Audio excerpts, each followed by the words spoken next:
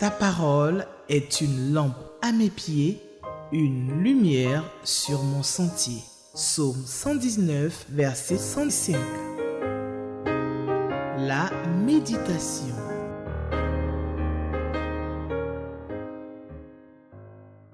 Bien-aimés étudiants de la Bible, la parole de Dieu nous annonce que nous sommes heureux, nous qui consacrons quelque temps chaque jour pour lire la bonne parole de Dieu. Nous sommes heureux, nous qui écoutons la parole de Dieu. Nous sommes heureux, nous qui la mettons en pratique. Cette parole, comme un fait dévorant, est capable de consumer nos liens. Comme un marteau, elle est capable de briser les rochers qui bloquent nos destinées, nos chemins. Avec l'aide du Saint-Esprit bien-aimé, nous serons conduits au cours de cette méditation à entrer dans toute la vérité de la parole de Dieu, que nous lirons dans Galates chapitre 5, versets 13 à 26. Nous approfondirons notre réflexion en nous appuyant sur les questions numéro 4, numéro 6 et numéro 7 de notre guide de méditation quotidienne. Bien-aimés, prions. Notre Dieu, notre Père, nous te bénissons parce que nous sommes les hommes les plus heureux de la terre. Nous te bénissons parce que nous te connaissons. Nous te bénissons parce que nous sommes tes enfants. Nous te bénissons parce que chaque jour, tu nous donnes une portion de ta parole. Et par ton Esprit Saint, tu nous donnes de la comprendre, de la méditer, de la mettre en pratique et de la vivre pour être heureux sur la terre. Bénis cette parole que nous allons mettre maintenant. Enseigne-nous et donne-nous de la mettre en œuvre pour la gloire de ton nom. Amen. Nous lisons la parole de Dieu, bien-aimé, dans le Nouveau Testament. Dans Galates chapitre 5, versets 13 à 26. Oui, mes frères, vous avez été appelés à la liberté. Seulement, ne faites pas de cette liberté un prétexte pour vivre comme des hommes livrés à eux-mêmes. Au contraire, par amour, mettez-vous au service les uns des autres, car la loi se trouve accomplie tout entière par l'obéissance à cette seule parole. Aime ton prochain comme toi-même. Mais, si vous vous blessez les uns les autres, et si vous vous entre-déchirez, prenez garde, vous vous détruirez mutuellement. Je vous dis ceci, laissez le Saint-Esprit diriger votre vie et vous n'obéirez pas aux désirs qui animent l'homme livré à lui-même. Car ces désirs sont diamétralement opposés à ceux de l'Esprit. Et l'Esprit a des désirs qui sont à l'opposé de ceux de l'homme livré à lui-même. Les deux sont opposés l'un à l'autre. C'est pourquoi vous ne pouvez pas être votre propre maître. Mais si vous êtes conduit par l'Esprit Saint, vous n'êtes plus sous le régime de la loi. Verset 19. Tout le monde voit bien ce qui procède de l'homme livré à lui-même. L'immoralité, les pratiques dégradantes et la débauche, l'adoration des idoles, la magie, les haines, les querelles, la jalousie, les accès de colère, les rivalités, les dissensions, les divisions, l'envie, l'ivrognerie, les orgies et autres choses de ce genre. Je ne puis que répéter ce que j'ai déjà déclaré à ce sujet. Ceux qui commettent de telles actions n'auront aucune part à l'héritage du royaume de Dieu. Mais le fruit de l'esprit, c'est l'amour, c'est la joie, c'est la paix, c'est la patience, c'est l'amabilité, c'est la bonté, la fidélité, la douceur, la maîtrise de soi. La loi ne condamne pas ces choses-là. Or, ceux qui appartiennent à Jésus-Christ ont crucifié l'homme livré à lui-même avec ses passions et ses désirs. Puisque l'esprit est sous de notre vie, laissons-le aussi diriger notre conduite. Ne soyons pas vaniteux. Évitons de nous provoquer les uns les autres et de nous jalouser mutuellement. Question numéro 4. Est-ce que Dieu nous donne des ordres dans ce texte, bien-aimé? Des ordres auxquels nous devons obéir. Le verset 13 à 19, Dieu nous dit que notre liberté ne doit pas être une couverture pour cacher des actes mauvais, des actes répréhensibles. 1 Pierre, chapitre 2, verset 16. Vous ne devez pas abuser de votre liberté chrétienne pour vivre dans le péché. Mettez-vous au service des autres avec amour. Aimez vos prochains comme vous vous aimez vous-même. Ne vous blessez pas les uns les autres. Ne vous consumez pas les uns les autres. Mais laissez-vous guider par l'Esprit Saint, la source de notre vie. Marchez selon la direction du Saint-Esprit. En tant que chrétien, vous ne pouvez pas être votre propre maître. Votre maître, c'est le Saint-Esprit, c'est Jésus-Christ, c'est Dieu. Verset 20 au verset 26. Dieu nous donne encore des ordres dans ces versets. Il dit, ne soyez pas orgueilleux, ne soyez pas vaniteux, ne vous croyez pas meilleur que les autres, ne soyez pas arrogant, suffisant, ne cherchez plus de vains succès, ne manifestez pas de la jalousie entre vous. C'est se sous-estimer pour envier les autres. Évitez les disputes, les palabres, les querelles. Ne vous provoquez pas les uns les autres. Est-ce qu'il y a des avertissements dans ce texte, bien-aimé? Oui, il y a des avertissements dans ce texte. Quand vous utilisez mal votre liberté, vous pouvez devenir des hommes livrés à vous-même. La chair peut prendre le dessus. Faites attention. Si vous blessez les uns les autres, vous risquez de vous détruire mutuellement, de vous consumer.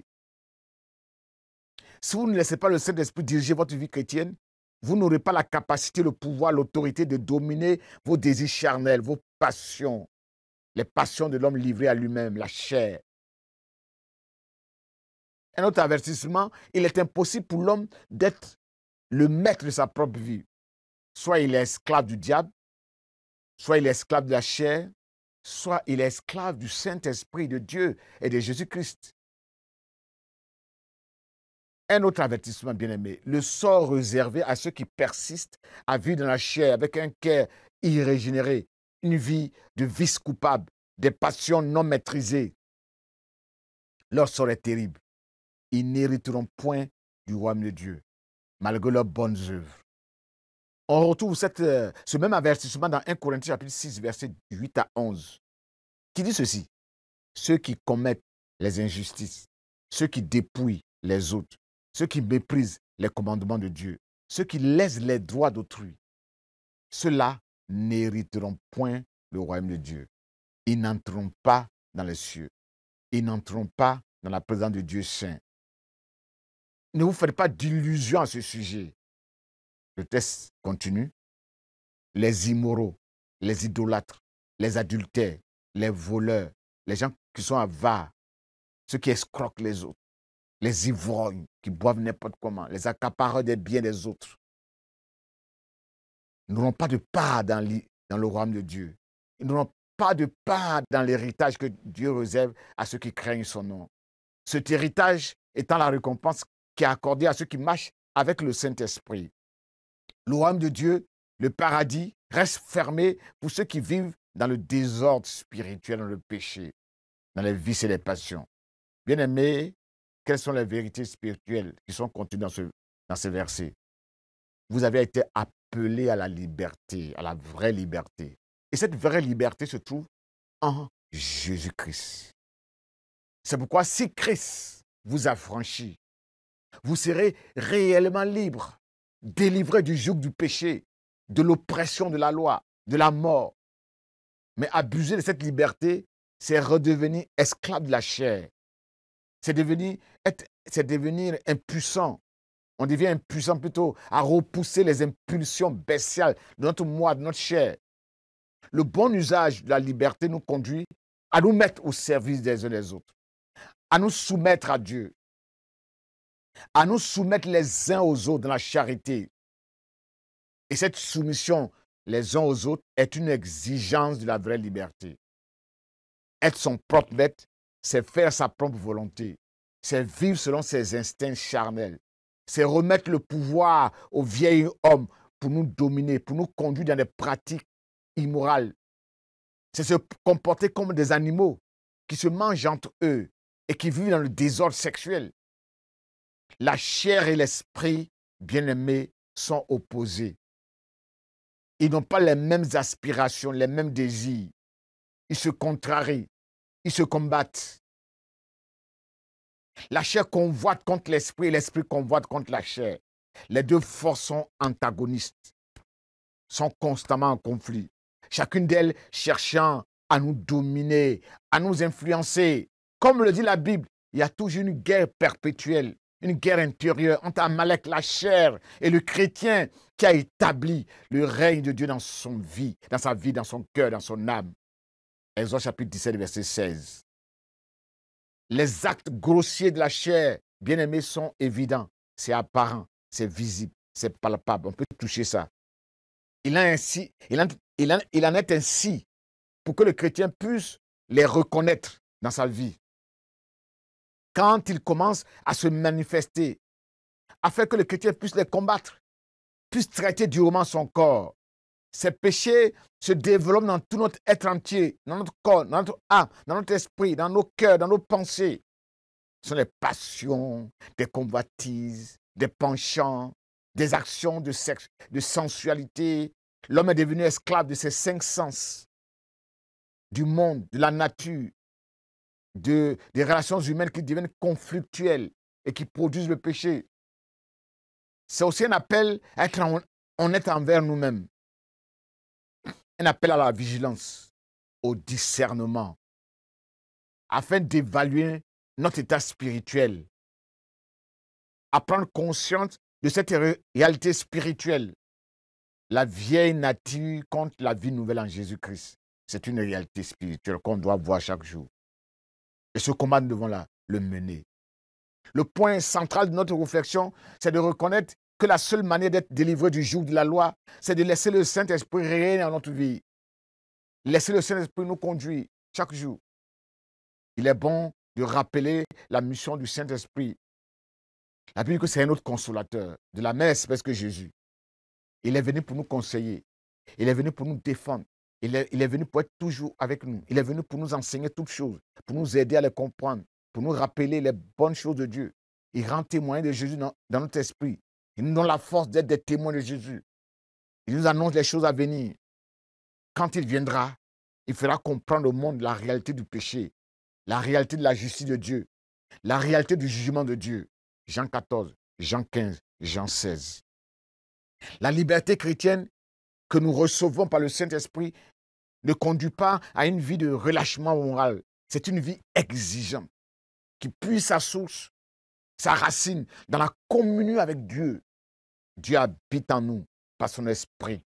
Et le fruit que produit cet esprit qui habite en nous, c'est l'amour, c'est la charité. Car Dieu est amour. L'amour étant la marque par laquelle tous les hommes reconnaîtront que nous sommes enfants de Dieu, disciples du Seigneur Jésus-Christ. Jean 13, verset 35. Sans amour, nous ne sommes rien. Car le vrai amour, c'est lui qui produit tous les autres éléments de la sainteté chrétienne, la patience, la bonté, la bienveillance, l'altruisme, le partage, la générosité, l'humilité, la droiture, la paix, la tolérance, la confiance, la miséricorde, la justice. 1 Corinthiens chapitre 13.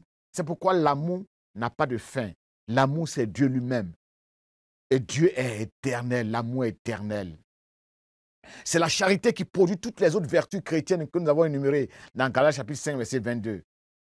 Et demeure en fin de compte l'aboutissement, c'est l'accomplissement véritable de la loi de Dieu. En effet, la loi de Moïse, émanation de la volonté de Dieu, n'est pas opposée à ces belles vertus chrétiennes qui sont la manifestation du caractère même de Dieu. Le chrétien qui veut porter les fruits de l'esprit doit demeurer attaché au sceptre qui est Jésus. Et Jésus doit demeurer aussi en lui. Un sarment ne saurait porter du fruit tout seul, sans être enraciné en Jésus.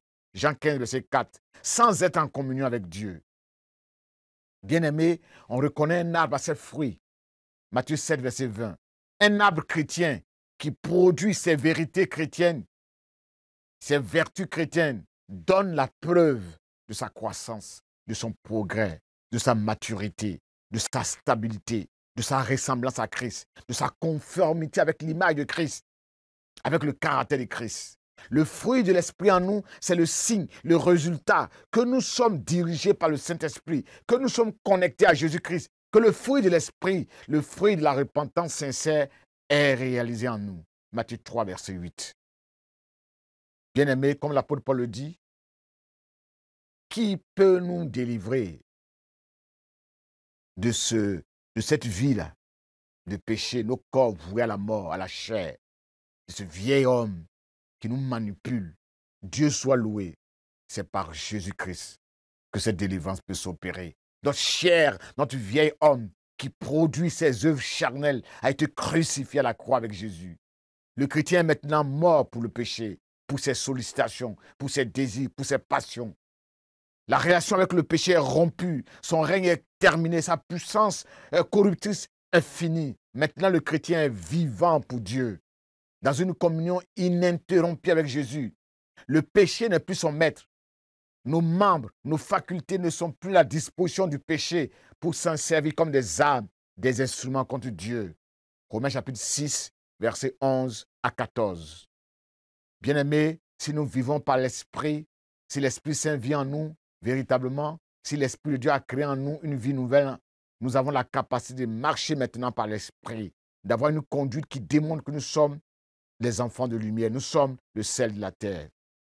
Maintenant, nous devons marcher comme des enfants de lumière, sachant que le fruit de la lumière consiste en toutes sortes de bonté, de justice et de vérité. Éphésiens chapitre 5, versets 8 à 9. Que retenir à la fin de notre méditation pour conclure? Jésus a dit, sans moi, vous ne pouvez rien faire. Sans Jésus bien-aimé, il est impossible de vivre une vie conforme à la volonté de Dieu. En effet, la naissance naturelle nous transmet une vie humaine naturelle de la chair, avec ses impulsions, avec ses dominations. Ça nous pousse à vivre comme des bêtes qui s'entre-déchirent. Mais par Jésus, nous avons accès à une naissance spirituelle qui nous transmet la vie de l'esprit, la vie même de Dieu, la vie spirituelle. Cette naissance surnaturelle nous donne le pouvoir de dominer le péché, de rejeter le péché, les convoitises de notre être naturel et de laisser le Saint-Esprit nous diriger pour obéir aux instructions, aux plans, aux projets, aux directives de Dieu. Cette naissance surnaturelle est le fruit d'une opération à la croix, où avec Jésus, notre vieille nature, avec ses désirs impurs et coupables, a été clouée, détruite, consumée. Aussi, pour vivre cette vie nouvelle en Jésus-Christ, surnaturelle, il convient d'être tous les jours branché, connecté à la source de la vie abondante, l'Esprit de Dieu. C'est en méditant chaque jour la parole de Dieu, en priant chaque jour, en confessant chaque jour nos péchés, que nous maintiendrons la flamme du Saint-Esprit allumée en nous et que nous réussirons à ne pas l'éteindre, à ne pas l'étouffer. Prions, bien-aimés. Nous te bénissons, Père, parce que tu nous as fait accéder à la liberté des enfants de Dieu. Tu nous as permis de connaître la vie nouvelle en Jésus-Christ, pour que la chair soit crucifiée à la croix. Tu nous as fait sortir du tombeau. Notre chair, notre vieille nature, les convoitises, les passions, les penchants de la chair ont été crucifiés, ont été enterrés dans la tombe et nous sommes ressuscités avec toi pour une vie nouvelle en Jésus. Une vie de sainteté. Donne-nous la victoire sur la chair. Donne d'être connectés chaque jour au Saint-Esprit, à la parole de Dieu. Que nous puissions avoir la force de méditer cette parole, de prier chaque jour, de jeûner, afin d'affaiblir la chair et de vivre le fruit de l'Esprit. Que l'amour de Dieu habite en nous, afin que nous puissions produire les fruits de l'amour, la patience, la tolérance, la bonté, la fidélité, donc Dieu, la maîtrise de soi, pour bloquer le péché, le rejeter, le repousser et vivre en communion avec toi, à nous aimer les uns les autres, à nous soutenir les uns les autres, à nous pardonner les uns les autres, que nous ne puissions pas nous entre-déchirer, qu'ensemble, marchant la main dans la main, nous puissions construire la communauté des enfants de Dieu.